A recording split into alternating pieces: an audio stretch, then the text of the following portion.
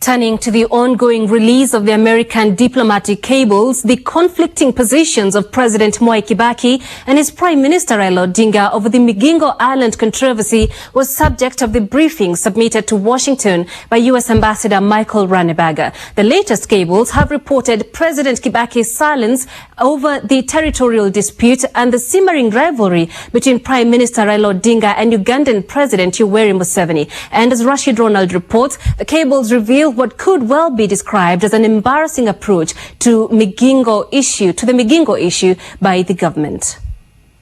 It remains one of Kenya's most embarrassing moments in international politics.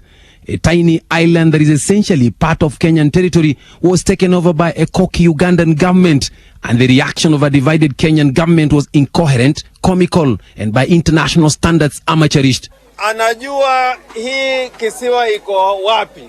Kila mtu anajua.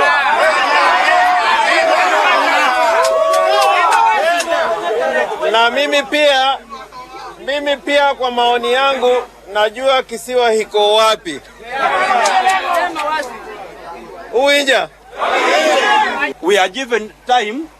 We shall go back and consult.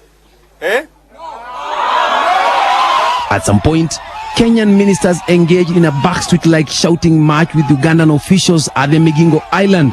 And back in Nairobi, briefings by government spokesman Alfred Mutua became the proverbial icing on the cake. Migingo Island, they were talking about Mijingo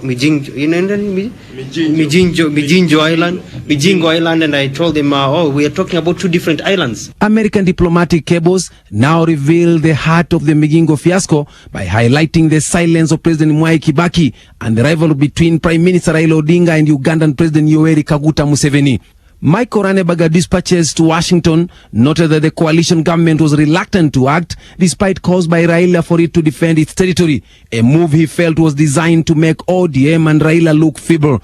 He went on to tell Washington that he believed Kibaki's action was both political and practical, that President Kibaki saw Museveni as his close ally and had nothing to gain at that point by forcefully attempting to assert Kenya's sovereignty. The outgoing U.S. envoy also felt that the dispute had provided an outlet for many Luos who believed that Museveni sought to influence the outcome of the 2007 presidential election in Kenya by sending an early congratulatory message to Kibaki and allegedly dispatching Ugandan soldiers to Western Kenya to help put down dissent over the election results. Kibaki and Museveni have a long-standing and close political relationship, he notes.